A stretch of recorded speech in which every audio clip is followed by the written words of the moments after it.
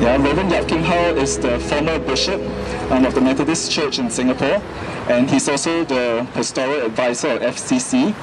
I've asked Reverend Yap to come and speak about this issue, and we all know the homophobic violence in Russia has resulted in at least 2 deaths, and the law that has recently been passed by the Russian parliament is that if members prohibiting the promotion of homosexuality. Yeah. So, Reverend Yap, please.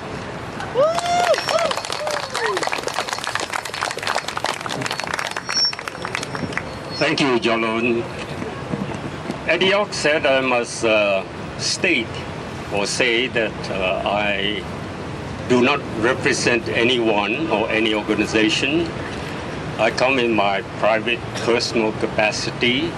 I'm just one human being invited to participate in this important event. When I received the invitation from Jolovan, I hesitated and wondered what contribution I can make on such an occasion. And I was wondering, because I don't know anyone in Russia. In the early 70s, I met a young man, a Russian. His name is Kirill, K-I-R-I-L-L.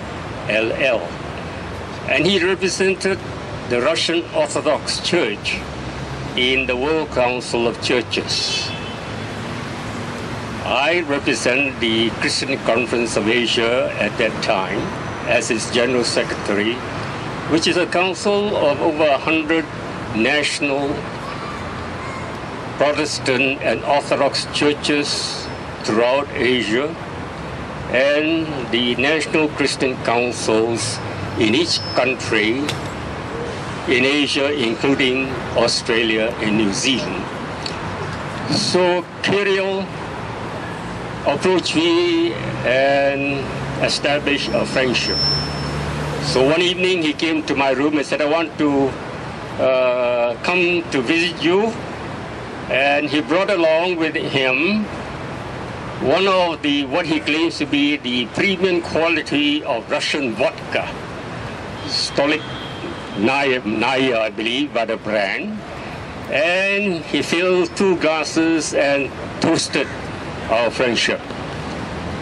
I took one sip and it was like liquid fire, and that was the last time I took vodka.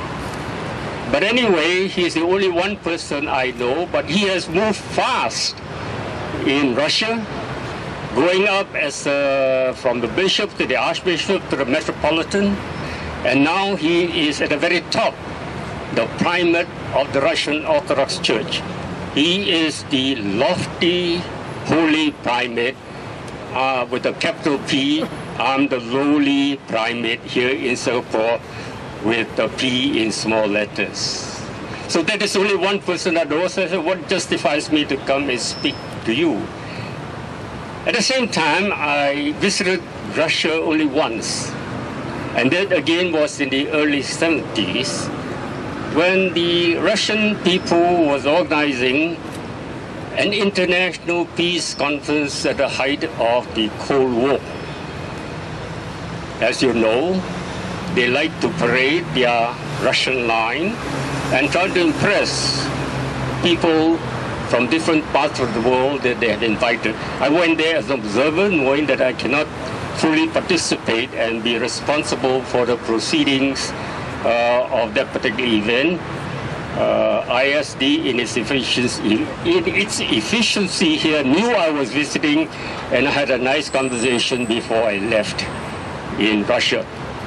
But nevertheless, they were interested in discussing openly the issues of peace in a time of war and conflict amongst the nations, with the 2 great superpowers of Russia and the United States poised against one another. And then today, almost 40 years later, the Russian government has engaged now in a war instead of seeking peace, in a war against the LGBT.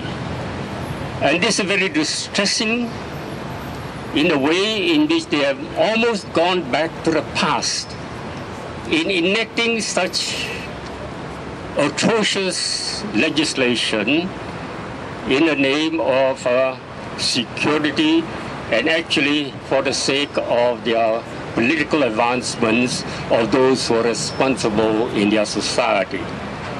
And so when this enactment was made, it captured worldwide attention, and there was a great outcry of having that kind of primitive legislation attacking one group of people, the LGBT. And so the United Nations in the Human Rights Department came out to condemn this particular action. It has aroused interest throughout the world, and people in the LGBT community particularly are very concerned about the spread again so seriously in that direction of action against a small community within each country. And therefore the United Nations regard this action of accusing LGBT people for no reason except of their sexual orientation. So they have made gay parades, propaganda of non-traditional sexual relationships, ban people who engage in promoting this propaganda or talking about homosexuality issues, and at the same time also condemning them as being foreign agents if they receive aid. They ban people from adopting children. They have created a great deal of antagonisms, animosities, and of course violence against the LGBT community. If you have watched the promotion of this particular event, you have seen the video clips of blood-spattered faces, and they are now the victims and targets of violence against the community just because of sexual orientation. And the High Commissioner of the Human Rights has said that this is really something which is discriminatory with both intent and effect, so that now they are the victims and targets of oppression because of their sexual orientation. And so this is the effort on the part of people, right-thinking people across the world, to come in defense, to condemn what is wrong. Again, at the same time, the campaign that they have initiated is the fear and peace, and therefore they are also fear equality, encouraging people to be conscious of these kinds of activities, and also to try to promote fair and equality, which is their slogan, to all people throughout the world. So this is an opportunity to equate, in some sense, human rights with LGBT rights, to declare quite clearly that human rights, that LGBT rights is human right as well. And so this is for the cause of freedom and equality that this campaign is being launched.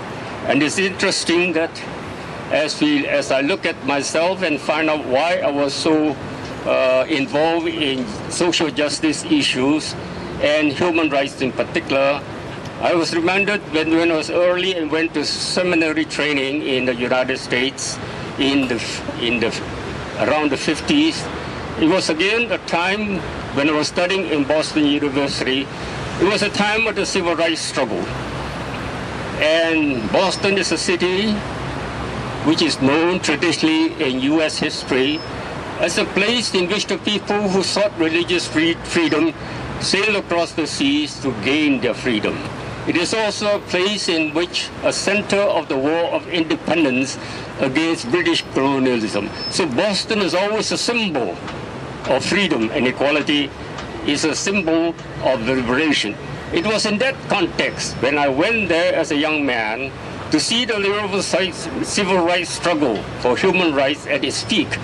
It was in the same university that Martin Luther King did his graduate work. And I've seen my fellow classmates, black classmates and white allies who engage in the demonstrations and the marches for freedom, being battered, being mauled by the police dogs, and being just violently attacked. And it was at that time that my sympathies for them and my concern for human rights developed.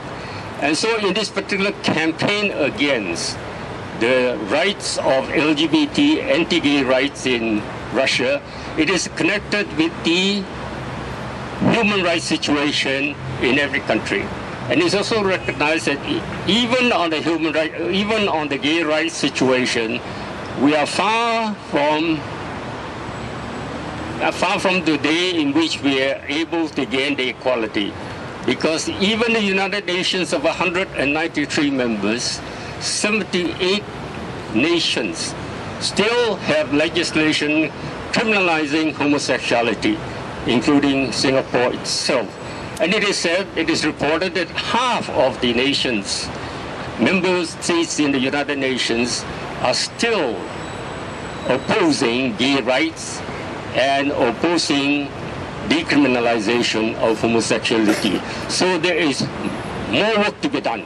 And so this particular event of attacking Russia or this anti-gay rights is also a call for the establishment and giving rights to human rights to all people, regardless of race, religion, sexual orientation, social status in our societies. So today I want to ask you to join together to condemn the anti-gay laws in Russia, to oppose with indignation all forms of discrimination, marginalization, and oppression of people, especially those of sexual orientation. And we are to rise up together to work for freedom to love and also for equality of all people in every society. Thank you very much.